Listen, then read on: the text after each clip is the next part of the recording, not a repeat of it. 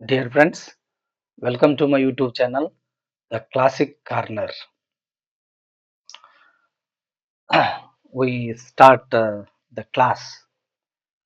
Uh, ನಾನು ಪ್ರತಿಯೊಂದು ವಿಡಿಯೋದಲ್ಲಿ ಹೇಳ್ತಿರ್ತೀನಿ ನಮ್ಮ ಈ ಇಂಗ್ಲಿಷ್ ಗ್ರಾಮರ್ ಕೋರ್ಸ್ ಮತ್ತು ಸ್ಪೋಕನ್ ಇಂಗ್ಲಿಷ್ ಕೋರ್ಸ್ ಮೂರು ಪಾರ್ಟ್ಗಳಲ್ಲಿ ನಡೀತದೆ.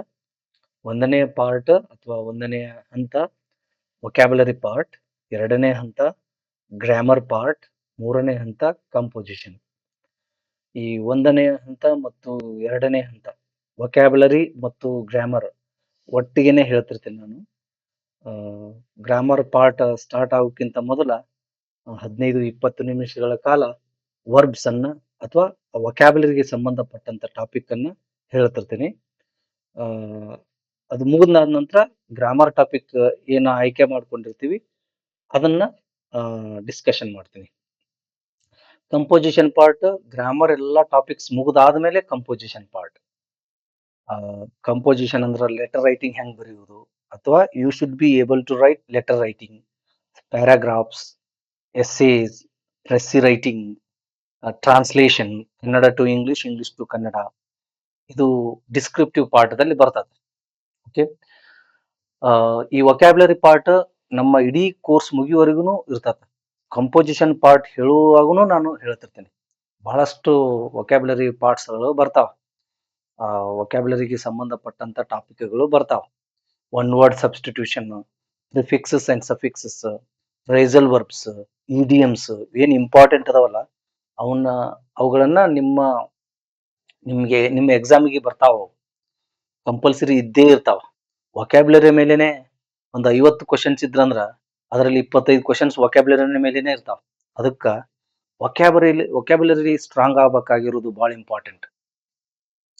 ನಮಗ ಅಥವಾ ನಮ್ಮಲ್ಲಿ ಯಾವಾಗ ವೊಕ್ಯಾಬುಲರಿ ಸ್ಟ್ರಾಂಗ್ ಆಗಿರ್ತತೋ ಅವಾಗ ಯಾವುದೇ ಎಕ್ಸಾಮು ಬಹಳ ಈಸಿ ಆಗ್ತದೆ ನಮಗೆ.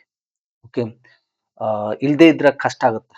ಬಹಳಷ್ಟು ಕ್ವಶನ್ಸ್ ಅನ್ನ ವೊಕ್ಯಾಬುಲರಿಗೆ ಸಂಬಂಧ ಪಡದೇ ಇರುವಂತ ಕ್ವಶನ್ ಅನ್ನು ಬಿಡಿಸುವಾಗೂ ಸಹಿತ ನೀವು ಏನೋ ಅವು ಹೆಲ್ಪ್ ಆಗ್ತಿರ್ತಾವ.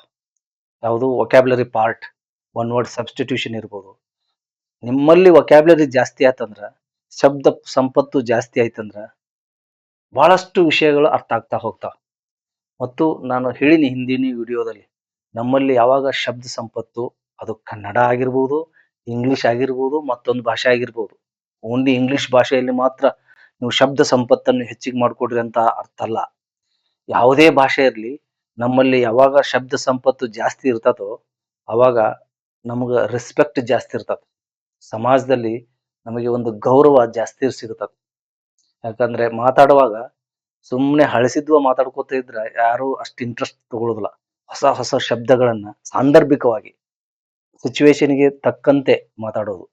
ನನಗೆ ವೊಕ್ಯಾಬುಲರಿ ಬರ್ತತ, ಲಕ್ಷ ಗಂಟ್ಲೆ ವೊಕ್ಯಾಬುಲರಿ ಐತಿ ನನ್ನಲ್ಲಿ ಅಂತೇಳಿ ಇನ್ನೊಬ್ರಿಗೆ ಅರ್ಥ ಆಗ್ಲಾರ್ದಂಗ ಮಾತಾಡಕ್ ಹೋದ್ರ ನಮ್ಮ ಪಾಂಡಿತ್ಯವನ್ನ ತೋರ್ಸುದಂತಲ್ಲ, ತೋರ್ಸ್ಬಾರ್ದಲ್ಲೇ. ಸಾಂದರ್ಭಿಕವಾಗಿ ನಾವು ಆ ಪದಗಳನ್ನ ಯೂಸ್ ಮಾಡ್ತಿರ್ಬೇಕು ಡೈಲಿ ಕಾನ್ವರ್ಸೇಷನ್ ದಲ್ಲಿ. ಹೇಳುವವರಿಗೆ ಗೊತ್ತಾಗತ್ತ ನಮ್ಮಲ್ಲಿ ವೊಕ್ಯಾಬುಲರಿ ಜಾಸ್ತಿ ಇದೆ ಅನ್ನೋದು. ಅವ್ರು ತಿಳ್ಕೊಳ್ತಾರ ಅದನ್ನ. ನಾವು ತೋರ್ಸ್ಕೊಳಕ್ ಅಂತೇಳಿ ವೊಕ್ಯಾಬುಲರಿಯನ್ನು ಯೂಸ್ ಮಾಡೋದಲ್ಲ, ಸಾಂದರ್ಭಿಕವಾಗಿ ಮಾತಾಡ್ಬೇಕಾಗತ್ತೆ. ಆವಾಗ ಅವುಗಳನ್ನ ಯೂಸ್ ಮಾಡ್ಬೇಕು. ಒಟ್ಟಿನಲ್ಲಿ ನಮ್ಮಲ್ಲಿ ಶಬ್ದ ಸಂಪತ್ತು ಹೆಚ್ಚಿಗೆ ಇರಬೇಕಾದದ್ದು ಅವಶ್ಯಕತೆ. ಅದು ಕನ್ನಡನಲ್ಲೇನೂ ಆಗಿರ್ಬೋದು, ಇಂಗ್ಲಿಷ್ನಲ್ಲೇ ಆಗಿರ್ಬೋದು. ಈಗ ಇಂಗ್ಲಿಷ್ನಲ್ಲಿನೂ ಹೆಚ್ಚು ಮಾಡ್ಕೊಳ್ಬೇಕು ನೀವು. ಯಾಕಂದ್ರ ನಿಮ್ಮ ಕಾಂಪಿಟೇಟಿವ್ ಎಕ್ಸಾಮ್ಗೆ ವೊಕ್ಯಾಬುಲರಿ ಮೇಲೆ ಬಹಳಷ್ಟು ಕ್ವಶನ್ಸ್ಗಳು ಸೆಟ್ ಆಗಿರ್ತಾವ. ನಾವು ವೊಕ್ಯಾಬುಲರಿಗೆ ಸಂಬಂಧಪಟ್ಟ ಹಾಗೆ ವರ್ಬ್ಸ್ ಚಾಪ್ಟರ್ ಅನ್ನ ತಗೊಂಡಿ ನಾನು ಅದನ್ನ ಡಿಸ್ಕಷನ್ ಮಾಡ್ತೀನಿ. ಇದು ಮುಗಿದ ಆದ ನಂತರ ಮತ್ತೊಂದು. ಈಗ 130-140ಕ್ಕಿಂತ ಹೆಚ್ಚು ವರ್ಬ್ಗಳು ಆಗಿರ್ಬೋದು ಅಂತ ಅನ್ಸುತ್ತೆ ನನಗೆ. ಟೋಟಲ್ ಆಗಿ 200ಕ್ಕಿಂತ ಹೆಚ್ಚು ವರ್ಬ್ಸ್ ಗಳನ್ನ ಕೊಟ್ಟು ಮುಂದಿನ ಚಾಪ್ಟರ್ಗೆ ಹೋಗ್ತೀನಿ. ಈಗ ಇದು ವರ್ಬ್, ಇದು ವರ್ಬ್ 1, ವರ್ಬ್ 2, ವರ್ಬ್ 3. ಈ ವರ್ಬ್ 1ಗೆ ನೋಡ್ರಿ, ಈ ಪಾರ್ಟಿಗೆ ವರ್ಬ್ 1 ಅಂತೀವಿ, ಬೇಸ್ ವರ್ಬ್ ಅಂತೀವಿ, ರೂಟ್ ವರ್ಬ್ ಅಂತೀವಿ, ಪ್ರೆಸೆಂಟ್ ಫಾರ್ಮ್ ಅಂತೀವಿ. ಇಷ್ಟೆಲ್ಲ ಹೆಸರು ಬೇರೆ ಬೇರೆ ಅದಾವ ಅದಕ್ಕೆ. ಓಕೆ, ಸೊ ಈ ವರ್ಬ್ 3 ಫಾರ್ಮ್ಗಳಲ್ಲಿ ಇರ್ತದ. ಮೇನ್ ಆಗಿ 3 ಫಾರ್ಮ್ಗಳಲ್ಲಿ ಇರ್ತದ. 3 ಫಾರ್ಮ್ಗಳು ನಿಮಗೆ ಗೊತ್ತಾಗಿರ್ಬೇಕಾಗಿರೋದು ಅವಶ್ಯಕತೆವಾದದು. ಇಲ್ಲದೆ ಇದ್ರ you will not speak English, you will not learn English grammar. Okay, at least 300 words, 250 words or at least 200 words ನಾವೇನ್ ಡೇ ಟು ಡೇ ಲೈಫ್ ದಲ್ಲಿ ಬಳಸ್ತಿರ್ತೀವಲ್ಲ, ಅವುಗಳ 3 ಫಾರ್ಮ್ ಇದ್ರೆ ಗೊತ್ತು ಸಾಕು ನಿಮಗೆ. ಇಂಗ್ಲಿಷ್ ಅನ್ನ ನೀವು ಅಡ್ವಾನ್ಸ್ ಲೆವೆಲ್ಗೆ ತಗೊಂಡು ಹೋಗಕ ಅನುಕೂಲ ಆಗ್ತಾವ. ಓಕೆ, ಈಗ ನೋಡ್ರಿ, ರನ್, ರ್ಯಾನ್, ರನ್ ಬಹಳ ಈಸಿ. ಇವೆಲ್ಲ ಡೈಲಿ ಬಳಸುವಂತ ಪದಗಳು, ವರ್ಬ್ಸ್ಗಳು, ಕ್ರಿಯಾಪದಗಳು. Run, ran, run. ರನ್ ಅಂದ್ರೆ ಓಡು. ಸೇ, ಸೆಡ್, ಸೆಡ್. ಸೆಡ್, ಸೆಡ್ ಬಹಳಷ್ಟು ನೋಡ್ರಿ, ಸಿಕ್ಕಾಪಟ್ಟೆ ಸಲ ನೋಡಿರ್ತೀವಿ ನಾವು ಇದನ್ನ, ಸಿಕ್ಕಾಪಟ್ಟೆ ಸಲ ಕೇಳಿರ್ತೀವಿ. ಆದ್ರೂ ಸಹಿತ ಇದು ಬಹಳಷ್ಟು ಜನ, ನಾನು ನೋಡಿದೀನಿ ಸ್ಟೂಡೆಂಟ್ ಬರೀದನ್ನ ಹಿಂಗ್ ಬರೀತಾರ. ಅದು ಪ್ರೊನೌನ್ಸಿಯೇಷನ್ ಸೆಡ್, ಸೆಡ್ ಆಗಿರ್ತತಲ್ಲ, ಅದನ್ನ ಸೆಡ್, ಇದು ಹಂಗ ಪ್ರೊನೌನ್ಸಿಯೇಷನ್ ಆಗುತ್ತಲ್ಲ. ಆ ತಮ್ಮ ಪ್ರೊನೌನ್ಸಿಯೇಷನ್ ಗೆ ಏನು ಮಾಡ್ತಾರಲ್ಲ ಅದ್ರ ಹಾಗೇನೆ ಬರ್ದು ಬಿಡ್ತಾರೆ. ಯಾಕಂದ್ರೆ ಅದು ಕಂಟಿನ್ಯೂಸ್ ಆಗಿ ಬಳಸುವಂತ ಪದ ಅದು, ಅಂತವ ತಪ್ಪು ಬರಿಬಾರ್ದು ಅನ್ನೋದು ಹೇಳ್ತಾ ಇದ್ದೀನಿ ನಾನು. ಕಂಟಿನ್ಯೂಸ್ ಆಗಿ ಬಳಕೆ ಮಾಡುವಂತ ಶಬ್ದಗಳನ್ನೇ ನೀವು, ವರ್ಬ್ಗಳನ್ನೇ 3 ಫಾರ್ಮ್ ನಲ್ಲಿ ಸರಿಯಾಗಿ ಬರೆಯಕ್ ಬರದೇ ಇದ್ರೆ, ಇನ್ ಡಿಫಿಕಲ್ಟ್ ವರ್ಡ್ಸ್ ಹೆಂಗ್ ಬರೆಯಕ್ ಸಾಧ್ಯ ಆಗುತ್ತಾ ಅನ್ನೋದು ಕ್ವಶನ್. ಅದಕ್ಕಾಗಿ ಡೈಲಿ ನಿಮಗೆ ಗೊತ್ತಿರುವಂತ ವರ್ಬ್ಸ್ ಗಳನ್ನ, ಅವುಗಳನ್ನ 3 ಫಾರ್ಮ್ ದಲ್ಲಿ ನೀವು ಮಾಡಾಕ ಕಲಿಬೇಕು. ಸೇ, ಸೆಡ್, ಸೆಡ್ ಹೇಳು. ಸಿ, ಸಾ, ಸೀನ್ ನೋಡ್ರಿ, ಇದು ಕಾಮನ್ ಆಗಿ ಸಿ ನೋಡು. ಸೀಕ್, ಸಾಟ್, ಸಾಟ್ ಅಂದ್ರೆ ಹುಡುಕು.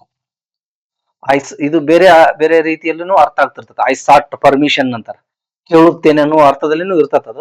ಈಗ ಹುಡುಕು ಅಂತ ಆಟೋ ಇಟ್ಕೊಡ್ರಿ, ಸೀಕ್, ಸಾಟ್, ಸಾಟ್ ಹುಡುಕು ಅಂತ ಅಷ್ಟೇ ಇಟ್ಕೊಡ್ರಿ. ಈಗ ನೆಕ್ಸ್ಟ್ ನೋಡೋಣ ಅಂತ. Sell, sold, sold. ಸೆಲ್ ಮಾರು. Send, sent, sent. ಇದು ಸೆಂಟ್, ಇದು ಸೆಂಟ್. ಕಳುಹಿಸು. ನೋಡ್ರಿ, ಬಹಳ ಈಸಿ ವರ್ಡ್ಸ್, ಡೈಲಿ ಬಳಕೆ ಮಾಡುವಂತ ವರ್ಡ್ಸ್. ಈಗ ನಾ ಹೇಳಿದೀನಿ, ಈಗ ಇಷ್ಟೇ ಮಾಡಿಬಿಟ್ರೆ ಅದು ಏನಾಗುತ್ತಾ, ನೆನಪು ಉಳಿದಂಗ ಆಗೋದಿಲ್ಲ ನಿಮ್ಗೆ. ರಿಪಿಟೇಷನ್ ಮಾಡ್ತಿರ್ಬೇಕು ನೀವು, ಅವಾಗ ಅವಾಗ ಅವಾಗ ರಿಪಿಟೇಷನ್ ಮಾಡ್ಬೇಕು. ರಿಪಿಟೇಷನ್ ಮಾಡದೇ ಇದ್ರು ನೀವು ಜನರಲ್ ಆಗಿ ಅಬ್ಸರ್ವೇಷನ್ ಮಾಡ್ತಿರ್ತೀರಿ, ಅಥವಾ ಮಾತಾಡ್ತಿರ್ತೀರಿ ಇನ್ನೊಬ್ರ ಜೊತೆಗೆ, ಕನ್ನಡ ಮಾತಾಡ್ತಿರ್ತೀರಿ, ಈ ವರ್ಡ್ಸ್ ಅನ್ನ ಮಾತಾಡ್ತಿರ್ತೀರಿ. ಅವಾಗ ಅವುಗಳ 3 ಫಾರ್ಮ್ ಅನ್ನು ಅಲ್ಲೇ ನೆನಪು ಮಾಡ್ಕೊಂಡು ಬಿಡ್ಬೇಕು. ಅಲ್ಲಿ ಗೊತ್ತಾಗದೇ ಇದ್ರ ನಿಮ್ ಮೊಬೈಲ್ ನಲ್ಲೇ ನೋಡ್ರಿ, ಅಥವಾ ಮನೆಗೆ ಬಂದಿಂದ ನೋಡ್ಕೊಡ್ರಿ. ಈ ತರ ಅಲ್ಲೇ ಮುಗಿಸ್ಬಿಡ್ಬೇಕು. ಅಂದ್ರೆ ನಿಮ್ಗ ಬೇರೆದ್ದು ವಿಷಯವನ್ನ ಕಲಿಯಕ್ ಟೈಮ್ ಸಿಗುತ್ತ. Okay, like this I repeat 3 times. Run, ran, run. Run, ran, run. Run, ran, run. Say, shed, shed. Say, shed, shed. Say, shed, shed. C, saw, scene. C, saw, scene. C, saw, scene. C, saw, scene. Seek, sought, sought. Seek, sought, sought. Seek, sought, sought. Seek, sought, sought. Sell, sold, sold. Sell, sold, sold. Sell, sold, sold. Send, sent, sent. Send, sent, sent. Send, sent, sent. ನೋಡ್ರಿ, ಈ send ಅನ್ನೋದು ಸಿಕ್ಕಾಪಟ್ಟೆ ಸಲ use ಮಾಡ್ತಿರ್ತೀರಿ. Message send ಮಾಡಿ ನೋಡಂತಿರ್ತೀರಿ, ಎಷ್ಟ್ ಸಲ ಅಂದಿರು ಏನೋ ಗೊತ್ತೇನೆ ಇಲ್ಲ ಅದಕ್ಕೆ. ಅರ್ಥ ಎಷ್ಟ್ ಸಲ ಹೇಳಿರೋ ಏನೋ ನಂಬರ ಗೊತ್ತಿಲ್ಲ ನಮ್ಗೆ, ಎಷ್ಟು ಸಲ ಹೇಳಿರಿ ಅನ್ನೋದು. ಅಂದ್ರ ಬಹಳಷ್ಟು ಸಲ ಹೇಳಿರಿ ಅಂತ ಅರ್ಥ. ಆದ್ರ ಅದ್ರದ್ದು V2 V3 ಫಾರ್ಮ್ ಗೊತ್ತಿರೋದಿಲ್ಲ ಬಹಳಷ್ಟು ಜನಕ್ಕ. ಡೈಲಿ ಮಾತಾಡಿರ್ತಾರ ಮತ್ತ, ಸೆಂಡ್ ಮಾಡಿ ನೋಡು, ಸೆಂಡ್ ಮಾಡಿ ನೋಡು ಅಂತೇಳಿ. ಬಟ್ ಅದ್ರ V2 V3 ಫಾರ್ಮ್ನ ಗೊತ್ತಿರೋದಿಲ್ಲ. ಇದು ಕಲಿಕೆ ಹೀಗಾಗಬಾರ್ದು. ನೋಡ್ರಿ, ಅದನ್ನ ಅಲ್ಲೇ 3 ಫಾರ್ಮ್ ಏನಂತ ತಿಳ್ಕೊಬೇಕು, ಮುಗಿದು ಹೋಗ್ಬಿಡ್ತದ ಅದು. ಮತ್ ನೀವು ಸೆಪರೇಟ್ ಆಗಿ ಅದನ್ನ ಓದೋದ ಅವಶ್ಯಕತೆ ಇರುವುದಿಲ್ಲ. Like this. ಈಗ next chapter, usage of present perfect tense. ಈ ಗ್ರಾಮರ್ ದಲ್ಲಿ ನಾನು ಟೆನ್ಸ್ ದಿಂದ ಶುರು ಮಾಡಿದೀನಿ. ನಾವು ಪ್ರೆಸೆಂಟ್ ಟೆನ್ಸ್ ಮುಗಿಸಿವಿ, past tense, simple present tense ಮುಗಿಸಿವಿ, ಪ್ರೆಸೆಂಟ್ ಕಂಟಿನ್ಯೂಸ್ ಟೆನ್ಸ್ ಮುಗಿಸಿದೀನಿ. ಈಗ ಪ್ರೆಸೆಂಟ್ ಪರ್ಫೆಕ್ಟ್ ಟೆನ್ಸ್ ಆಲ್ರೆಡಿ ಒಂದ್ 2 ವಿಡಿಯೋಗಳು ಆಗಿದಾವ, 3 ವಿಡಿಯೋಗಳು ಆಗಿದಾವ ಪ್ರೆಸೆಂಟ್ ಪರ್ಫೆಕ್ಟ್ ಟೆನ್ಸ್ ನಲ್ಲಿ. ಇದು ನೆಕ್ಸ್ಟ್ ಒನ್. ಓಕೆ, ಈಗ only present tense to be form ಯಾವ್ಯಾವು? Am, is, are. Simple present tense do, does. Present continuous tense am, is, are. Present perfect tense have, has. Only present tense ಮತ್ತು present continuous tense ದಲ್ಲಿ same verbs ಇರ್ತಾವ, helping verbs ಇರ್ತಾವ. ಆದ್ರೆ ಇಲ್ಲಿ only present tense ಅಲ್ಲಿ helping ಅಥವಾ to be form ಮುಂದೆ ಏನಿರುವುದಿಲ್ಲ, ವರ್ಬ್ ಇರುವುದಿಲ್ಲ. ಇಲ್ಲಿ ಪ್ರೆಸೆಂಟ್ ಕಂಟಿನ್ಯೂಸ್ ಟೆನ್ಸ್ ದಲ್ಲಿ ಟು ಬಿ ಫಾರ್ಮ್ ಮುಂದೆ ಐ ಮೀನ್ ಹೆಲ್ಪಿಂಗ್ ವರ್ಬ್ ಮುಂದೆ ಆಮ್ ಈಸ್ ಆರ್ ಮುಂದೆ ವರ್ಬ್ ಇರ್ತದ, ಮೇನ್ ವರ್ಬ್ ಇರ್ತದ. ಓಕೆ, ಅದಕ್ಕೆ ಡಿಫ್ರೆನ್ಸ್ ನೋಡ್ರಿ. Only present tense, only past tense, only future tense, ಇವುಗಳಲ್ಲಿ ಯಾವುದೇ ಕಾರಣಕ್ಕೂ ವರ್ಬ್ ಅನ್ನ ಬಳಸ್ತಾ ಇರುವುದಿಲ್ಲ ನಾವು. ಉಳಿದ 12 ಸೆಂಟೆನ್ಸ್ ಗಳಲ್ಲಿ ಐ ಮೀನ್ ಟೆನ್ಸ್ ಗಳಲ್ಲಿ ವರ್ಬ್ ಗಳನ್ನ ಬಳಸ್ತೀವಿ. ಓಕೆ, ನೀವು ತಿಳ್ಕೊಂಡ್ಬಿಡ್ಬೇಕು, ನನ್ನ ಕನ್ನಡದ ಸೆಂಟೆನ್ಸ್ ನಲ್ಲಿ ವರ್ಬ್ ಅನ್ನ ಹೇಳ್ತಾ ಇದೀನೋ ಇಲ್ವೋ ಅಂತ ಪಕ್ಕ ಮಾಡ್ಕೊಡ್ರಿ. ಮೊದಲು ವರ್ಬ್ ಅನ್ನ ಹೇಳ್ತಾ ಇದ್ರ 12 ಟೆನ್ಸ್ ಗಳಲ್ಲಿ ಯಾವ್ದಾದ್ರು ಒಂದು ಮಾತಾಡ್ತಿರ್ತೀವಿ. ಓಕೆ, ವರ್ಬ್ ವರ್ಬ್ ಇದ್ರ 12 ಟೆನ್ಸ್ ಗಳಲ್ಲಿ ಯಾವ್ದಾದ್ರು ಒಂದು ಮಾತಾಡ್ತಿರ್ತೀರಿ. ವರ್ಬ್ ಇರದೇ ಇದ್ರ ಈ ಮೂರು only present tense, only past tense, only future tense, ಮೂರರಲ್ಲಿ ಒಂದಾಗಿರ್ತದೆ. ನಾವು ಮಾತಾಡುವಾಗ ಪಾಸ್ಟ್ ಮಾತಾಡ್ತಾ ಇದೀನೋ, ಫ್ಯೂಚರ್ ಮಾತಾಡ್ತಾ ಇದೀನೋ, ಪ್ರೆಸೆಂಟ್ ಮಾತಾಡ್ತಾ ಇದೀನೋ ಅನ್ನೋದು ನಿಮ್ಗೆ ಗೊತ್ತಿರ್ತದೆ. ಓನ್ಲಿ ಅಫರ್ಮೇಟಿವ್ ಅಲ್ಲ, ನೀವು ಅಫರ್ಮೇಟಿವ್ ಮಾತಾಡ್ತಿರ್ಬೋದು, ನೆಗೆಟಿವ್ ಮಾತಾಡ್ತಿರ್ಬೋದು, ಇಂಟ್ರಾಗೇಟಿವ್ ಮಾತಾಡ್ತಿರ್ಬೋದು, ನೆಗೆಟಿವ್ ಇಂಟ್ರಾಗೇಟಿವ್ ಮಾತಾಡ್ತಿರ್ಬೋದು. ಪ್ರತಿಯೊಂದು ಟೆನ್ಸ್ ಅಂಡರ್ದಲ್ಲಿ 4 ವಾಕ್ಯಗಳು ಇರ್ತಾವೆ. ನಾನು ಪ್ರತಿ ವಿಡಿಯೋದಲ್ಲಿ ಹೇಳ್ತಾ ಬರ್ತಿರ್ತೀನಿ, ಒಂದೊಂದು ವಿಡಿಯೋದಲ್ಲಿ ಡಿಟೇಲ್ ಆಗಿ ಡಿಸ್ಕಷನ್ ಮಾಡಿನ ಅದ್ರ ಬಗ್ಗೆ. ನೀವು ಹಿಂದಿನಿಂದ ವಿಡಿಯೋಗಳನ್ನ ಕ್ಲಾಸ್ ಅನ್ನ ನೋಡ್ಕೋತಾ ಬಂದ್ರ ನಿಮ್ಗೆ ಬಹಳ ಈಸಿಯಾಗಿ ಈ ಮುಂದಿನ ಕ್ಲಾಸ್ಗಳು ಅರ್ಥ ಆಗ್ತಾವ. ಇಲ್ಲದೆ ಇದ್ರ ಕನ್ಫ್ಯೂಷನ್ ಅಂತೂ ಉಳ್ಕೊಂಡ್ಬಿಡ್ತಾವ, ನಿಮ್ಮಲ್ಲಿ ಡೌಟ್ಸ್ ಗಳು ಉಳ್ಕೋತಾವ. ನೆಕ್ಸ್ಟ್ ವಿಡಿಯೋ ನೋಡಕ್ ನಿಮ್ಗೆ ಮನಸ್ಸು ಬರುದಿಲ್ಲ. ಅದಕ್ಕೆ ಸ್ಟಾರ್ಟಿಂಗ್ ಇಂದ ನೋಡ್ಕೊಂತ ಬರ್ರಿ, ಯಾವ ಡೌಟು ಇರುದಿಲ್ಲ. ಓಕೆ, ಒಮ್ಮೆ ಆಗಿರ್ತತ ಪ್ರಾಬ್ಲಮ್ ಏನಾಗಿರ್ತದಂದ್ರ, ಏನೋ ಅವಸರದಲ್ಲಿ ಒಮ್ಮೊಮ್ಮೆ ನಾನು ತಪ್ಪು ಹೇಳ್ಬಿಟ್ಟಿರ್ತೀನಿ ಇಲ್ಲಿ. ನಾನು ಮತ್ತೊಮ್ಮೆ ವಿಡಿಯೋ ನೋಡಿದಾಗ ಅದು ಗೊತ್ತಾಗಿರ್ತದ ನನಗೆ, ಓ ಹಿಂಗ ಇದೇನ ಅಂತೇಳಿ. ಆಮೇಲೆ ಮುಂದಿನ ವಿಡಿಯೋದಲ್ಲಿ ಅದನ್ನ ಕನ್ಫ್ಯೂಷನ್ ಅನ್ನ ಕ್ಲಾರಿಫೈ ಏನೋ ಕ್ಲಿಯರ್ ಮಾಡ್ತಿರ್ತೀನಿ ನಾನು. ಅಥವಾ ಈಗ ಮೊನ್ನೆ ಒಂದು ವಿಡಿಯೋದಲ್ಲಿ ಲಾಸ್ಟಿಗೆ ಏನ್ ಹೇಳಿದ್ ನಾನು 8 ಪಾರ್ಟ್ಸ್ ಆಫ್ ಸ್ಪೀಚ್ ಅಂದ್ಬಿಟ್ಟೆ. ಮೊದಲ 10 ಪಾರ್ಟ್ಸ್ ಆಫ್ ಸ್ಪೀಚ್ ಅದಾವಂತ ಹೇಳಿದೀನಿ. ಲಾಸ್ಟ್ ಮುಗಿಸುವಾಗ 8 ಪಾರ್ಟ್ಸ್ ಆಫ್ ಸ್ಪೀಚ್ ಅಂತ ಹೇಳಿದೀನಿ. ಸೊ ಅದು 10 ಪಾರ್ಟ್ಸ್ ಆಫ್ ಸ್ಪೀಚ್, ಮಾಡೆಲ್ಸ್ ಮತ್ತು ಆರ್ಟಿಕಲ್ಸ್ ಇನ್ಕ್ಲೂಡೆಡ್. ಆದ್ರೆ ಬಹಳಷ್ಟು ಜನ 8 ಪಾರ್ಟ್ಸ್ ಆಫ್ ಸ್ಪೀಚ್ ಅಂತ ಹೇಳಿರ್ತಾರ ಅದನ್ನ. ಓಕೆ, ಅದು ತಪ್ಪು. ಓಕೆ, ಅದನ್ನ ಇಂಥವೆಲ್ಲ ಆಗ್ತಿರ್ತಾವ. ಅದಕ್ಕೆ ಪ್ರತಿಯೊಂದು ವಿಡಿಯೋವನ್ನ ನೋಡ್ಕೊಳ್ಬೇಕು ನೀವು. ಎಲ್ಲಾ ಟೈಮ್ ಅಲ್ಲ ಹೇಳ್ತಾ ಇರೋದು, ಯಾವಾಗಾದ್ರೂ ಒಂದ್ಸಲ. ಅಥವಾ ಇದನ್ನ ಬಿಟ್ಟು ಬೇರೆ ಡೌಟ್ಸ್ ನಿಮ್ಮಲ್ಲಿ ಇರ್ತಾವ, ಆ ನಿಮ್ಮಲ್ಲಿ ಯಾವ ಡೌಟ್ ಆಗ್ತಾವ ಅನ್ನೋದು ಅಥವಾ ಇರ್ತಾವ ಅನ್ನೋದು ನನಗೆ ಪಕ್ಕಾ ಗೊತ್ತು. ಆ ಡೌಟ್ಸ್ ಎಲ್ಲ ಕ್ಲಿಯರ್ ಮಾಡ್ತೀನಿ ನಾನು. ಅದಕ್ಕಾಗಿ ಪ್ರತಿಯೊಂದು ವಿಡಿಯೋನು ನೋಡ್ರಿ, ಹಿಂದಿನ ಮುಂದಿನ ಈಗಿನ ಎಲ್ಲಾ ವಿಡಿಯೋಗಳನ್ನು ನೋಡಿದ್ರ ಹೆಲ್ಪ್ ಆಗುತ್ತೆ ನಿಮ್ಗೆ. ಸ್ಟಾರ್ಟಿಂಗ್ ನಿಂದ ಬರ್ಬೇಕು, ಇಲ್ಲದೇ ಇದ್ರ ಬಹಳಷ್ಟು ಡೌಟ್ಸ್ ಗಳು ಉಳ್ಕೋತಾವ. ನೀವು ನಡುವ ಅಲ್ಲೊಂದ್ 5 ನಿಮಿಷ ಇಲ್ಲೊಂದ್ 5 ನಿಮಿಷ, ಅಥವಾ ಅಲ್ಲೊಂದು ಇಲ್ಲೊಂದು ವಿಡಿಯೋ, ಒಮ್ಮೆ ಪ್ರೆಸೆಂಟ್ ಟೆನ್ಸ್ ಬಿಟ್ಟು ಒಮ್ಮೆ ಪಾಸ್ಟ್ ಕಂಟಿನ್ಯೂಸ್ ಟೆನ್ಸ್ ಹೋದ್ರಿ, ಏನೂ ಅರ್ಥ ಆಗುದಿಲ್ಲ. ಬಹಳಷ್ಟು ಕನ್ಫ್ಯೂಷನ್ಸ್, ಬಹಳಷ್ಟು ಡೌಟ್ಸ್ ಗಳು ನಿಮ್ಮಲ್ಲಿ ಉಳ್ಕೋತಾವ. ಅದಕ್ಕಾಗಿ ಪ್ರತಿಯೊಂದು ವಿಡಿಯೋನ ನೋಡ್ಕೋತಾ ಬರ್ರಿ. ಸ್ಟೂಡೆಂಟ್ಸ್ ನಲ್ಲಿ ಯಾವ ಡೌಟ್ ಇದಾವ ಅನ್ನೋದು ನನಗೆ ಗೊತ್ತು. ಆದ್ರೂ ಸಹಿತ ಏನು ಯಾವ್ದಾದ್ರು ಡೌಟ್ ಇದ್ರೆ ಅದನ್ನ ಡಿಸ್ಕಷನ್ ಮಾಡೋಣ. ನೀವು ಕೇಳ್ಬೋದು, ನನ್ನ ಕಮೆಂಟ್ ಬಾಕ್ಸ್ ದಲ್ಲಿ ಹೇಳ್ಬೋದು. ಬಟ್ ನನ್ನ ಪ್ರಕಾರ ನಿಮ್ಮಲ್ಲಿ ಯಾವ ಡೌಟು ಉಳಿಲಾರ್ದಂಗ ನಾನು ಅದನ್ನ ಹೇಳ್ತಿರ್ತೀನಿ. Usage of present perfect tense. Present perfect tense ಅಂದ್ರ ಪ್ರೆಸೆಂಟ್ ದಲ್ಲಿ ಒಂದು ಕ್ರಿಯೆ ಕಂಪ್ಲೀಟೆಡ್ ಆಗಿರ್ತದ, ಅದಕ್ಕೆ ಪ್ರೆಸೆಂಟ್ ಪರ್ಫೆಕ್ಟ್ ಟೆನ್ಸ್ ಅಂತೀವಿ. ಈ ಪ್ರೆಸೆಂಟ್ ಪರ್ಫೆಕ್ಟ್ ಟೆನ್ಸ್ ದ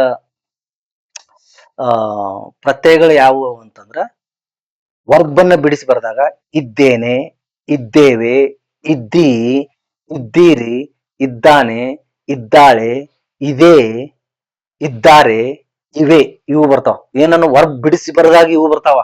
ಈ ನೋಡ್ರಿ, ಸ್ಟ್ಯಾಂಡರ್ಡ್ ಎಕ್ಸಾಂಪಲ್, ನಾನು ಇಂಗ್ಲಿಷ್ ಕಲಿತಿದ್ದೇನೆ, ನಾವು ಇಂಗ್ಲಿಷ್ ಕಲಿತಿದ್ದೇವೆ, ನೀನು ಇಂಗ್ಲಿಷ್ ಕಲಿತಿದ್ದೀ, ನೀವು ಇಂಗ್ಲಿಷ್ ಕಲಿತಿದ್ದೀರಿ, ಅವನು ಇಂಗ್ಲಿಷ್ ಕಲಿತಿದ್ದಾನೆ, ಅವಳು ಇಂಗ್ಲಿಷ್ ಕಲಿತಿದ್ದಾಳೆ, ಅದು ಇಂಗ್ಲಿಷ್ ಕಲಿತಿದೆ, ಅವರು ಇಂಗ್ಲಿಷ್ ಕಲಿತಿದ್ದಾರೆ, ಅವು ಇಂಗ್ಲಿಷ್ ಕಲಿತಿವೆ, ಕಲಿತು ಇವೆ, ಕಲಿತು ಇದ್ದಾರೆ, ಕಲಿತು ಇದೆ, ಕಲಿತು ಇದ್ದಾಳೆ, ಕಲಿತು ಇದ್ದಾನೆ, ಕಲಿತು ಇದ್ದೀ, ಕಲಿತು ಇದ್ದೀರಿ, ಕಲಿತು ಇದ್ದೇವೆ, ಕಲಿತು ಇದ್ದೇನೆ.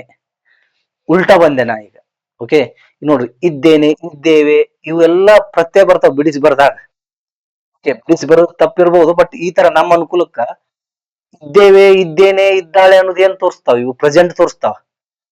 ಪರ್ಫೆಕ್ಟ್ ಯಾಕ? ಆ ಕ್ರಿಯೆ ನೋಡಿ, ಕಲಿತು ಇದ್ದೇನೆ. ಕ್ರಿಯೆ ಕಲಿತು ಅಂದ್ರೇನು? ಕಲಿಕೆ ಪೂರ್ಣಗೊಂಡಿರೋದಲ್ಲ. ಅದಕ್ಕ ಪ್ರೆಸೆಂಟ್ ಪರ್ಫೆಕ್ಟ್ ಟೆನ್ಸ್ ಅಂತಾರೆ. ಪ್ರೆಸೆಂಟ್ ದಲ್ಲಿ, ವರ್ತಮಾನ ಕಾಲದಲ್ಲಿ ಒಂದು ಕ್ರಿಯೆ ಕಂಪ್ಲೀಟೆಡ್ ಆಗಿದೆ. ಇಟ್ ಶೋಸ್ ಏನು ಕಂಪ್ಲೀಟೆಡ್ ಆಕ್ಷನ್. ಓಕೆ, ಮೇನ್ ಆಗಿ ಇದು ಕಂಪ್ಲೀಟೆಡ್ ಆಕ್ಷನ್ ನ ತೋರಿಸುತ್ತೆ. ಈಗ ನಾನು ಇಂಗ್ಲಿಷ್ ಕಲಿತಿದ್ದೇನೆ,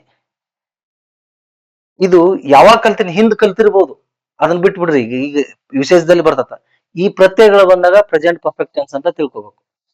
ಈಗ ಅದು ಇದು ಹೆಲ್ಪಿಂಗ್ ಫಾರ್ಮುಲಾ ಏನು? ಸಬ್ಜೆಕ್ಟ್, ಹೆಲ್ಪಿಂಗ್ ವರ್ಬ್, ವಿ3, ಆಬ್ಜೆಕ್ಟ್. ವರ್ಬ್ 3 ನ ಯೂಸ್ ಮಾಡ್ಬೇಕು. ಯಾವುದೇ ಪರ್ಫೆಕ್ಟ್ ಟೆನ್ಸ್ ಇರ್ಲಿ, ಪ್ರೆಸೆಂಟ್ ಪರ್ಫೆಕ್ಟ್ ಟೆನ್ಸ್ ಇರ್ಲಿ, ಪಾಸ್ಟ್ ಪರ್ಫೆಕ್ಟ್ ಟೆನ್ಸ್ ಇರ್ಲಿ, ಫ್ಯೂಚರ್ ಪರ್ಫೆಕ್ಟ್ ಟೆನ್ಸ್ ಇರ್ಲಿ, ವರ್ಬ್ 3 ನೇ ಯೂಸ್ ಮಾಡ್ಬೇಕು. Okay, helping verb have, has. I, we, you, they ಇದ್ದಾಗ ಹ್ಯಾವ್ ಯೂಸ್ ಮಾಡ್ತೀವಿ. ಹಿ, ಶಿ, ಇಟ್ ಇದ್ದಾಗ ಹ್ಯಾಸ್ ಯೂಸ್ ಮಾಡ್ತೀವಿ. ನಾ ಹೇಳಿದ್ನಲ್ಲ, I, we, you, he, she, it, they ಇವು ಸಿಂಬಲಿಕಲ್ ಆಗಿ ಅಥವಾ ರೂಢಿಯಾಗಿ ನಾವು ಅದನ್ನ ಕಲಿಸುವಾಗ ನಾವು ಬಳಸ್ತಿರ್ತೀವಿ. ನೀವು ಹಿ ಬದಲಾಗಿ ಯಾರಾದ್ರೂ ಹೆಸರು ಹೇಳ್ತಿರ್ಬೋದು, ಇಟ್ ಬದಲಾಗಿ ಯಾವ್ದಾದ್ರು ಒಂದು ವಸ್ತುವಿನ ಹೆಸರು, ಪ್ರಾಣಿ ಹೆಸರು ಹೇಳ್ತಿರ್ಬೋದು, ಆ ಅರ್ಥದಲ್ಲಿ. ಓಕೆ, ಈಗ usage of present perfect tense ಅನ್ನ ನಾ ಹೇಳ್ತಾ ಇದ್ದೀನಿ. ಆಲ್ರೆಡಿ 2 ಯೂಸೇಜ್ ಗಳನ್ನ ಹೇಳಿದ್ದೀನಿ. ಯೂಸೇಜ್ ಅಂದ್ರೇನು? ಯೂಸಸ್ ಅಂತ ಹೇಳಿದಾಗ ಅದರ ಉಪಯೋಗಗಳು ಯಾವ ಯಾವ ಸಂದರ್ಭದಲ್ಲಿ ಬಳಸ್ತೀವಿ. ಈಗ ಅದರ ಡೆಫಿನೇಷನ್ ಏನು? It shows completed action. ವರ್ತಮಾನ ಕಾಲದಲ್ಲಿ ಒಂದು ಕ್ರಿಯೆ ಮುಗಿದಿದೆ ಅನ್ನೋದನ್ನ ಸೂಚಿಸುತ್ತದೆ. ಇದು ಅದರ ಡೆಫಿನೇಷನ್. ಎಲ್ಲದಕ್ಕೂ ಅನ್ವಯಿಸುತ್ತೆ, ಎಲ್ಲಾ ಯೂಸೇಜ್ಗೂ ಅನ್ವಯಿಸುತ್ತೆ. ಬಟ್ ಸಂದರ್ಭ ಇಂಪಾರ್ಟೆಂಟ್. ಯಾವ ಯಾವ ಸಂದರ್ಭದಲ್ಲಿ ಇದನ್ನ ಬಳಸ್ತೀವಿ? 1ನೇ ಸಂದರ್ಭ ಏನ್ ಹೇಳಿ ನಾನು? It shows an action which has just completed. ಈಗ ತಾನೇ ಒಂದು ಕ್ರಿಯೆ ಮುಗಿದಿರ್ತದ, ಅವಾಗ ಇದನ್ನ ಬಳಸ್ತೀವಿ. I have just met my principal, my teacher. ನಾನು ಈಗ ತಾನೇ ನನ್ನ ಪ್ರಾಂಶುಪಾಲರನ್ನು ಭೇಟಿಯಾದೆ, ನನ್ನ ಶಿಕ್ಷಕರನ್ನು ಭೇಟಿಯಾದೆ. ಈಗ ತಾನೇ ಭೇಟಿಯಾದೆ. ಭೇಟಿಯಾದೆ ಅಲ್ಲ, ಭೇಟಿಯಾಗಿದ್ದೇನೆ. ಸಾರಿ, ಭೇಟಿಯಾಗಿದ್ದೇನೆ. ಭೇಟಿಯಾಗುವಂತ ಕ್ರಿಯೆ ಮುಗಿದಿದೆ. ಇದ್ದೇನೆ, ಪ್ರೆಸೆಂಟ್. ಇದ್ದೇನೆ ಅನ್ನೋದೇನು? ಇರುವಿಕೆಯನ್ನು ತೋರಿಸುತ್ತಲ್ಲ. ಈಗ ಅದೀನಿ, ಪ್ರೆಸೆಂಟ್ ಪರ್ಫೆಕ್ಟ್ ಟೆನ್ಸ್. ಕ್ರಿಯೆ ಪ್ರೆಸೆಂಟ್ ದಲ್ಲಿ ಪೂರ್ಣಗೊಂಡಿದೆ. ಯಾವಾಗ? ಸದ್ಯದ ಸ್ವಲ್ಪ ಸಮಯದ ಹಿಂದೆ. ಈಗ ತಾನೇ ಅನ್ನೋ ಅರ್ಥದಲ್ಲಿ ಹೇಳುವಾಗ ನಾವು ಪ್ರೆಸೆಂಟ್ ಪರ್ಫೆಕ್ಟ್ ಟೆನ್ಸ್ ಅನ್ನ ಯೂಸ್ ಮಾಡ್ತೀವಿ. ಈಗ ತಾನೇ ಒಂದು ಕ್ರಿಯೆ ಮುಗಿದಿದೆ ಅನ್ನುವಂತ ಸಂದರ್ಭವನ್ನ ಹೇಳ್ಬೇಕಾದ್ರೆ ಪ್ರೆಸೆಂಟ್ ಪರ್ಫೆಕ್ಟ್ ಟೆನ್ಸ್ ಅನ್ನ ಯೂಸ್ ಮಾಡಬೇಕು ಅಂತ ತಿಳ್ಕೊಬೇಕು. ಈಗ ತಾನೇ ಒಂದು ಕ್ರಿಯೆ ಮುಗಿದಿದೆ ಅಂತ ಹೇಳ್ಬೇಕಾದ್ರೆ, ಅಂತ ಹೇಳುವ ಸಂದರ್ಭದಲ್ಲಿ ಪ್ರೆಸೆಂಟ್ ಪರ್ಫೆಕ್ಟ್ ಟೆನ್ಸ್ ಅನ್ನ ಯೂಸ್ ಮಾಡಬೇಕು. ಈಗ ತಾನೇ ಒಂದು ಕ್ರಿಯೆ ಮುಗಿದಿದೆ ಅಂತ ಹೇಳುವ ಸಂದರ್ಭದಲ್ಲಿ ಪ್ರೆಸೆಂಟ್ ಪರ್ಫೆಕ್ಟ್ ಟೆನ್ಸ್ ಅನ್ನ ಯೂಸ್ ಮಾಡಬೇಕು. ಓಕೆ, ಆ ಅರ್ಥದಲ್ಲಿ ಮಾತಾಡ್ತಿರ್ತೀವಿ. I have just had my dinner, breakfast, like this, lunch, like this. ಅದು ಫಸ್ಟ್ ಸಂದರ್ಭ. ಓಕೆ, ಮೊದಲನೇ ಸಂದರ್ಭ ಅಥವಾ ಮೊದಲನೇ ಯೂಸೇಜ್ ಅಂತ ಸಂದರ್ಭವನ್ನು ಹೇಳುವಾಗ ನಾವು ಯೂಸ್ ಮಾಡ್ತೀವಿ. ಈಗ ತಾನೇ ಅಂತಂದ್ರೆ ಪಾಸ್ಟ್ನು ಆಗಬಹುದಲ್ರಿ, ಪಾಸ್ಟ್ ಇರಬಹುದು. ಆದ್ರೆ ಅಂತ ಸಂದರ್ಭವನ್ನು ಹೇಳಕ್ನು ನಾವು ಪ್ರೆಸೆಂಟ್ ಪರ್ಫೆಕ್ಟ್ ಟೆನ್ಸ್ ಅನ್ನ ಯೂಸ್ ಮಾಡ್ತೀವಿ. ಸೆಕೆಂಡ್ ಯಾವಾಗ ಯೂಸ್ ಮಾಡ್ತೀವಿ? Action, past action with present result. Past action with present result ಇದು ಏನು, ಇದ್ರೊಳಗೂ ಬರ್ಬೋದು ಅದು. ಬಟ್ ಜನರಲ್ ಆಗಿ ತಿಳ್ಕೊಳ್ಳೋದು, ಪಾಸ್ಟ್ ಆಕ್ಷನ್ ವಿತ್ ಪ್ರೆಸೆಂಟ್ ಏನು ರಿಸಲ್ಟ್ ಅಂತ ಸಂದರ್ಭವನ್ನು ಹೇಳುವಾಗ ಇದನ್ನ ಹೇಳ್ತೀವಿ. ಪ್ರೆಸೆಂಟ್ ಪರ್ಫೆಕ್ಟ್ ಟೆನ್ಸ್ ಅನ್ನ ಯೂಸ್ ಮಾಡ್ತೀವಿ. Yesterday I had given you the example. I have lost the keys. ನಾನು ಕೀಸ್ ಗಳನ್ನ ಕಳೆದುಕೊಂಡಿದ್ದೇನೆ. They have missed the bus. ನಿನ್ನೆ ಎಕ್ಸಾಂಪಲ್ ಅನ್ನ ಹೇಳ್ತೀನಿ ನೋಡ್ರಿ, ಅಂದ್ರೆ ನಿಮ್ಗೆ ಕನ್ಫರ್ಮ್ ಆಗುತ್ತದ, ಕ್ಲಾರಿಟಿ ಸಿಗುತ್ತದ. They have missed the bus. ಅವರು ಬಸ್ ಅನ್ನು ತಪ್ಪಿಸಿಕೊಂಡಿದ್ದಾರೆ. ತಪ್ಪಿಸಿಕೊಂಡಾರ, ಈಗ ಕಾಯ್ಬೇಕು ಅವು ಇನ್ನೊಂದು ಬಸ್ಸಿಗೆ. ರಿಸಲ್ಟ್ ಏನು? ತಪ್ಪಿಸಿಕೊಂಡಿದ್ದಕ್ಕೆ ರಿಸಲ್ಟ್ ಏನು? ಕಾಯ್ಬೇಕು. They have to wait. ನಾನು ಕೀಗಳನ್ನು ಕಳೆದುಕೊಂಡಿದ್ದೇನೆ. I cannot open the door ನಾವು.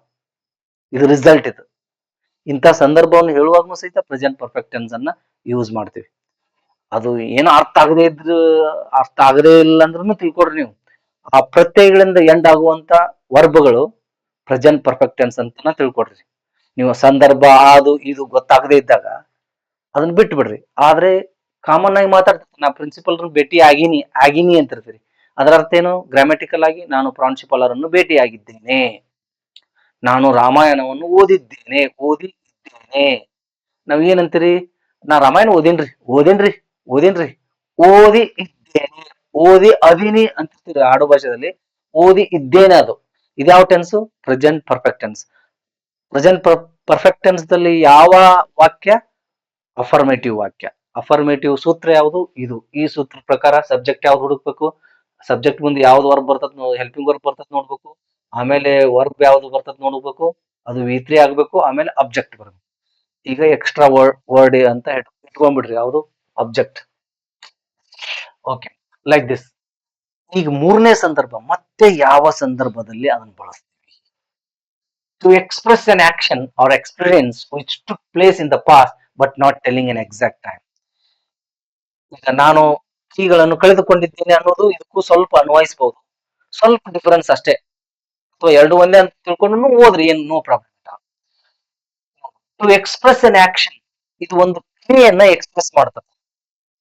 ಓಕೆ, ಆರ್ ಎಕ್ಸ್ಪೀರಿಯನ್ಸ್, ಅಥವಾ ಒಂದು ಅನುಭವವನ್ನ ಎಕ್ಸ್ಪ್ರೆಸ್ ಮಾಡ್ತದೆ. ಅದು ಅನುಭವ ಅಥವಾ ಕ್ರಿಯೆ ಯಾವಾಗ ಸಂಭವಿಸಿದೆ? ಭೂತಕಾಲದಲ್ಲಿ. ಭೂತಕಾಲದಲ್ಲಿ ಸಂಭವಿಸಿದ ಕ್ರಿಯೆ ಅಥವಾ ಅನುಭವಗಳನ್ನು ಹೇಳಲು ಇದನ್ನು ಬಳಸ್ತೀವಿ. ಆದರೆ ಎಕ್ಸಾಕ್ಟ್ ಟೈಮ್ ಅನ್ನ ಹೇಳುವುದಿಲ್ಲ. ಅಂದರೆ ನಿರ್ದಿಷ್ಟವಾದ ಸಮಯವನ್ನು ಹೇಳದೆ ಭೂತಕಾಲದಲ್ಲಿ ಸಂಭವಿಸಿದ ಕ್ರಿಯೆ ಅಥವಾ ಅನುಭವವನ್ನು ಹೇಳಲು ಪ್ರೆಸೆಂಟ್ ಪರ್ಫೆಕ್ಟ್ ಟೆನ್ಸ್ ಅನ್ನ ಬಳಸುತ್ತೇವೆ.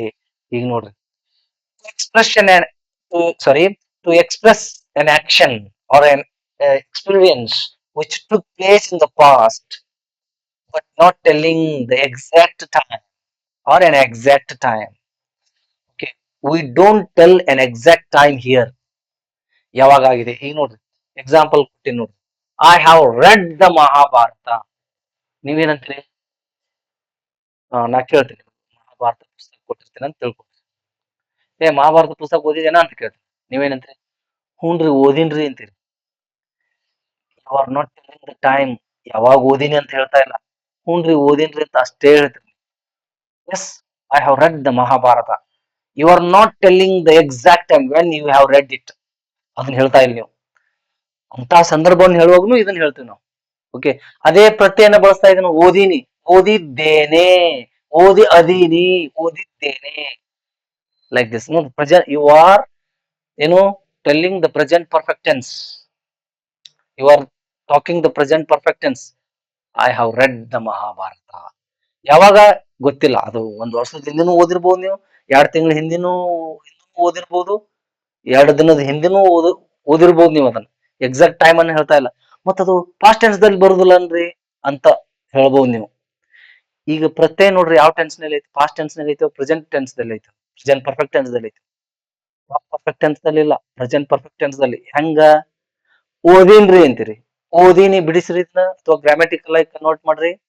ಓದಿನಿ, ಓದಿದ್ದೇನೆ, ಓದಿ ಅದೀನಿ. ಅದೀನಂದ್ರೆ ಈಗ ಅದೀನಿ ಅಲ್ಲ, ಇರುವಿಕೆ. ಓದಿದ್ದೇನೆ, ಓದಿ ಪ್ಲಸ್ ಇದ್ದೇನೆ, ಪ್ರೆಸೆಂಟ್ ಪರ್ಫೆಕ್ಟ್ ಟೆನ್ಸ್. ಅದಕ್ಕೆ ಪ್ರೆಸೆಂಟ್ ಪರ್ಫೆಕ್ಟ್ ಟೆನ್ಸ್ ಅನ್ನ ಆಗುತ್ತೆ ಅಂತ ತಿಳ್ಕೊಬೇಕು. ನಿಮ್ಗೆ ಅದು ಅರ್ಥ ಆಗಲಿಲ್ಲ ಅಂದ್ರೆ, ಪಾಸ್ಟ್ ದಲ್ಲಿ ಓದಿನ್ರಿ ನಾನು, 1 ತಿಂಗಳದ ಹಿಂದೆ ಓದಿದ್ದೆ, ಮತ್ ಈಗ ಪ್ರೆಸೆಂಟ್ ಪರ್ಫೆಕ್ಟ್ ಟೆನ್ಸ್ ಯಾಕಾಗುತ್ತೆ ಅಂತಂದ್ರೆ, ನೀನು ಮಾತನಾಡುವಂತ ಸೆಂಟೆನ್ಸ್ ಏನಿದೆ ನೋಡ್ಕೊಳಲ್ಲ. ಓದಿನಿ, ಓದಿ ಪ್ಲಸ್ ಇದ್ದೇನೆ, ಇದ್ದೇನೆ ಅಂತ ಬಂದ್ರೆ ಏನಂತ ಹೇಳಿ ನಾನು? Present perfect tense. ಓಕೆ, ಅಥವಾ ಅಂತ ಸಂದರ್ಭವನ್ನು ಹೇಳುವಾಗ ಈ ಟೆನ್ಸ್ ಬಳಸ್ತೀವಿ ಅಂತ ಆದ್ರೂ ತಿಳ್ಕೊಬೇಕು. ಓಕೆ, ಭೂತಕಾಲದಲ್ಲಿ ಆ ಕ್ರಿಯೆಯನ್ನು ಹೇಳಲು ಅಥವಾ ಅನುಭವವನ್ನು ಸೂಚಿಸಲು ಪ್ರೆಸೆಂಟ್ ಪರ್ಫೆಕ್ಟ್ ಟೆನ್ಸ್ ಅನ್ನ ಬಳಸುತ್ತೇವೆ, ಆದರೆ ನಿರ್ದಿಷ್ಟವಾದ ಸಮಯವನ್ನು ಹೇಳುವುದಿಲ್ಲ. Like this.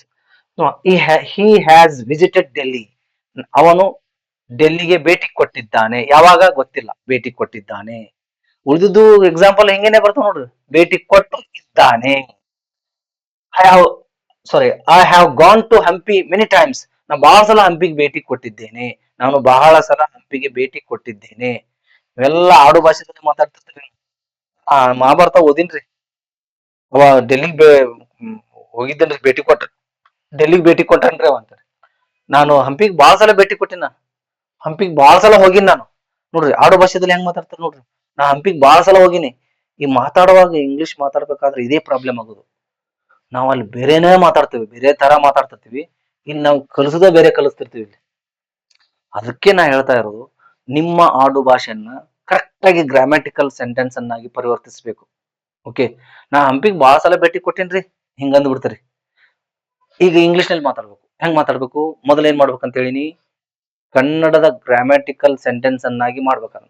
ನಾನು ಹಂಪಿಗೆ ಬಹಳ ಸಲ ಭೇಟಿ ಕೊಟ್ಟೇನ್ರಿ, ನಾನು ಹಂಪಿಗೆ ಬಹಳ ಸಲ ಹೋಗಿದ್ದೇನೆ ಅಥವಾ ಭೇಟಿ ಕೊಟ್ಟಿದ್ದೇನೆ. ನಾನು ಹಂಪಿಗೆ ಬಹಳ ಸಲ ಹೋಗಿದ್ದೇನೆ. ಯಾವ ಟೆನ್ಸ್? ಯಾವ ಟೆನ್ಸ್ ಅಂತ ಹೆಂಗ್ ಕಂಡಿಡ್ತೀರಿ? ವರ್ಬ್ ಅನ್ನ ಟಾರ್ಗೆಟ್ ಮಾಡ್ಬೇಕು. ಫಸ್ಟ್ ವರ್ಬ್ ಅನ್ನು ಗುರುತಿಸಿದ್ರ ಯಾವ ಟೆನ್ಸ್ ಅಂತ ಗೊತ್ತಾಗುತ್ತದ.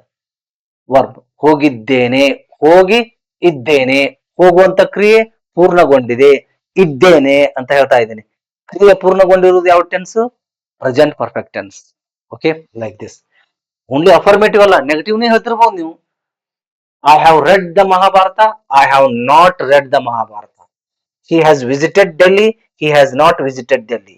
I have gone to Hampi many times, I have not gone to Hampi many times. Interrogative nu ಮಾಡಬಹುದು. Have I read the Mahabharata? Has he visited Delhi? Have I gone to Hampi many times?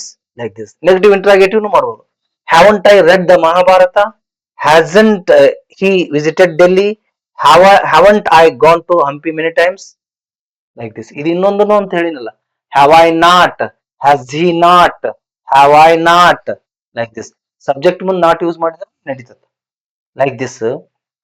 ನೋಡ್ರಿ, ನಾನು ಮಹಾಭಾರತವನ್ನು ಓದಿದ್ದೇನೆ, ನಾನು ಮಹಾಭಾರತವನ್ನು ಓದಿಲ್ಲ, ನಾನು ಮಹಾಭಾರತವನ್ನು ಓದಿದ್ದೇನೆಯೇ, ನಾನು ಮಹಾಭಾರತವನ್ನು ಓದಿಲ್ಲವೇ. ನೆಗೆಟಿವ್ ಇದ್ರೆ ಇದು ಹ್ಯಾವ್ ಮುಂದೆನೆ ನಾಟ್ ಬರ್ತದ. I have not. ಇಂಟ್ರಾಗೇಟಿವ್ ಇದ್ರೆ ಹೆಲ್ಪಿಂಗ್ ವರ್ಬ್ ಮೊದಲು ಬರ್ತದ. ನೆಗೆಟಿವ್ ಇಂಟ್ರಾಗೇಟಿವ್ ಇದ್ರೆ ಹೆಲ್ಪಿಂಗ್ ವರ್ಬ್ ಪ್ಲಸ್ ನಾಟ್ ಬರ್ತದ. ಸ್ಟಾರ್ಟಿಂಗ್ ಹೇಳುವಾಗ ಡಿಟೇಲ್ ಆಗಿ ಹೇಳಿದೀನಿ ನೋಡ್ರಿ. ಈ ಟೆನ್ಸ್ ಸ್ಟಾರ್ಟಿಂಗ್ ಕ್ಲಾಸ್ ಇದೆ ನೋಡ್ರಿ, ಪ್ರೆಸೆಂಟ್ ಪರ್ಫೆಕ್ಟ್ ಟೆನ್ಸ್. ಹಾಗೆ he has not visited, has he not visited, hasn't he not, hasn't he visited Delhi. Like this. I have gone to Hampi many times, I have not gone to Hampi many times. Have I gone to Hampi many times? Haven't I gone to Hampi many times. ಈ ತರ ನಾನು ಹಂಪಿಗೆ ಬಹಳ ಸಲ ಭೇಟಿ ಕೊಟ್ಟಿದ್ದೇನೆ ಅಥವಾ ಹೋಗಿದ್ದೇನೆ, ನಾನು ಹಂಪಿಗೆ ಬಹಳ ಸಲ ಭೇಟಿ ಕೊಟ್ಟಿಲ್ಲ ಅಥವಾ ಹೋಗಿಲ್ಲ, ನಾನು ಹಂಪಿಗೆ ಬಹಳ ಸಲ ಭೇಟಿ ಕೊಟ್ಟಿದ್ದೇನೆಯೇ, ಹೋಗಿದ್ದೇನೆಯೇ, ನಾನು ಹಂಪಿಗೆ ಬಹಳ ಸಲ ಭೇಟಿ ಕೊಟ್ಟಿಲ್ಲವೇ, ಹೋಗಿಲ್ಲವೇ. Okay, like this. He has visited Delhi, ಅವನು ಡೆಲ್ಲಿಗೆ ಭೇಟಿ ಕೊಟ್ಟಿದ್ದಾನೆ, ಭೇಟಿ ಕೊಟ್ಟಿಲ್ಲ, ಭೇಟಿ ಕೊಟ್ಟಿದ್ದಾನೆಯೇ, ಭೇಟಿ ಕೊಟ್ಟಿಲ್ಲವೇ.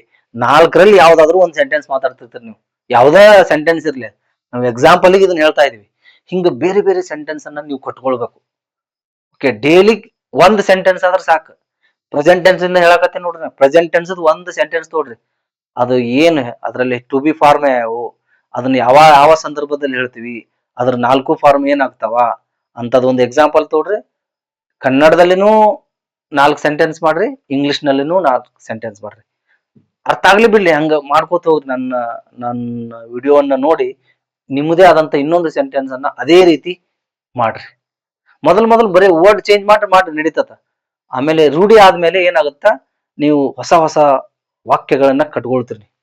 ಓಕೆ, ಅದು ಮುಗಿಯ ನೆಕ್ಸ್ಟ್ ಸಿಂಪಲ್ ಪ್ರೆಸೆಂಟ್ ಟೆನ್ಸ್ಗೆ ಬರ್ಬೇಕು. ಅದರಲ್ಲಿನೂ 4 ಸೆಂಟೆನ್ಸ್ ಮಾತಾಡ್ಬೇಕು.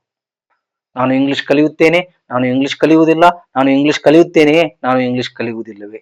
Simple present tense. ನಾನು ಇಂಗ್ಲಿಷ್ ಕಲಿಯುತ್ತಿದ್ದೇನೆ, ನಾನು ಇಂಗ್ಲಿಷ್ ಕಲಿಯುತ್ತಿಲ್ಲ, ನಾನು ಇಂಗ್ಲಿಷ್ ಕಲಿಯುತ್ತಿದ್ದೇನೆಯೇ, ನಾನು ಇಂಗ್ಲಿಷ್ ಕಲಿಯುತ್ತಿಲ್ಲವೇ. Present continuous tense. ನಾನು ಶಿಕ್ಷಕ ಅಲ್ಲ ಅಥವಾ ಇಲ್ಲ, ನಾನು ಶಿಕ್ಷಕನೇ ಅಥವಾ ನಾನು ಶಿಕ್ಷಕ ಇದ್ದೇನೆಯೇ, ನಾನು ಶಿಕ್ಷಕ ಅಲ್ಲವೇ ಅಥವಾ ನಾನು ಶಿಕ್ಷಕ ಇಲ್ಲವೇ. 4 ಸೆಂಟೆನ್ಸ್ ಅನ್ನ ಮಾತಾಡ್ತಿರ್ತೀರಿ ನೀವು. ಅವ್ 4ರಲ್ಲಿ ಯಾವ್ದಾದ್ರು ಒಂದು ಮಾತಾಡ್ತೀರಿ. ಯಾವ್ದು ಟೆನ್ಸ್, ಯಾವ ಸೆಂಟೆನ್ಸ್, ಯಾವ ಟೆನ್ಸ್, ಯಾವ ಸೆಂಟೆನ್ಸ್, ಇದು ಕನ್ಫರ್ಮ್ ಆಗ್ಬೇಕು. ಅದು ವರ್ಬ್ ಮೂಲಕ ಕನ್ಫರ್ಮ್ ಆಗುತ್ತೆ. ವರ್ಬ್ ನೋಡಿದ್ರೆ ಗೊತ್ತಾಗುತ್ತೆ. In fact present tense, past tense, future tense ದಲ್ಲಿ ವರ್ಬ್ ಇರುವುದಿಲ್ಲ. ಅದು ವ್ಯಕ್ತಿ ಅಥವಾ ಸಬ್ಜೆಕ್ಟ್ ಏನಿದೆ, ಹೇಗಿದೆ, ಎಲ್ಲಿದೆ ಮಾತ್ರ ಹೇಳ್ತಿರ್ತೀವಿ ನಾವು ಅಲ್ಲಿ. ಓಕೆ, ಇದು ಇಂದಿನ usage of present perfect tense. ಯಾವಾಗ ಯೂಸ್ ಮಾಡ್ತೀವಿ? To express an action or experience which took place in the past but not telling an exact time. ಒಂದು ನಿರ್ದಿಷ್ಟವಾದ ವೇಳೆಯನ್ನು ಹೇಳದೆ ಭೂತಕಾಲದಲ್ಲಿ ಆದ ಅಥವಾ ಭೂತಕಾಲದಲ್ಲಿ ಸಂಭವಿಸಿದ ಕ್ರಿಯೆ ಅಥವಾ ಅನುಭವವನ್ನು ಸೂಚಿಸಲು ಈ ಟೆನ್ಸ್ ಅನ್ನ ಬಳಸ್ತೀವಿ. ಓಕೆ, ದಯವಿಟ್ಟು ಹಿಂದಿನಿಂದ ನೋಡ್ಕೋತ ಬರ್ರಿ ವಿಡಿಯೋ. ಇಲ್ದೇ ಇದ್ರ ಕನ್ಫ್ಯೂಷನ್ ಆಗ್ತದ. ಓಕೆ, ನಾವು ಒಂದೊಂದು ಮರ್ತ್ ಬಿಟ್ಟಿರ್ತೀವಿ, ಅದನ್ನ ಹಿಂದಿನ ವಿಡಿಯೋದಲ್ಲಿ ಹೇಳಿರ್ತೀನಿ ಅಥವಾ ಮುಂದಿನ ವಿಡಿಯೋದಲ್ಲಿ ಹೇಳ್ತಿರ್ತೀನಿ. ನೀವು ಇದನ್ನ ಮಾಡೋದಿಲ್ಲ, ಅವಾಗ ಏನ್ ಮಾಡ್ತೀರಿ, ನೆಗ್ಲೆಕ್ಟ್ ಮಾಡ್ಬಿಡ್ತೀರಿ. ಇಲ್ಲಿ ಕನ್ಫ್ಯೂಷನ್ ಕ್ರಿಯೇಟ್ ಮಾಡಿದ್ರಿ ಇವರು, ಅರ್ಥ ಆಗ್ತಾ ಇಲ್ಲ ನಮಗಂತೇಳಿ ಕೈ ಬಿಟ್ಬಿಡ್ತಾರೆ. ಈಗ ಇಲ್ಲಿ ಎಷ್ಟಾಗಿರ್ತದೆ ಅಷ್ಟು ಅರ್ಥ ಮಾಡ್ಕೊಂಡು ಮುಂದಿನ ವಿಡಿಯೋ ನೋಡ್ಬೇಕು. ಆಲ್ಮೋಸ್ಟ್ ಎಲ್ಲ ಕವರ್ ಮಾಡಿರ್ತೀನಿ, ಆದ್ರೂ ಓಕೆ ಆ ರೂಢಿಯನ್ನ ಮಾಡ್ಕೊಳ್ಬೇಕು. ಅಂದ್ರೆ ಇನ್ನೊಮ್ಮೆ ನೋಡಿದ್ರೆ ನಿಮ್ಗೆ ಇನ್ನಿಷ್ಟು ಹೆಚ್ಚು ಅರ್ಥ ಆಗ್ತಿರ್ತದೆ. ಓಕೆ, ಇದರೊಂದಿಗೆ ನನ್ನ ಈ ತರಗತಿಯನ್ನ ಮುಗಿಸ್ತಾ ಇದ್ದೀನಿ. Thank you very much.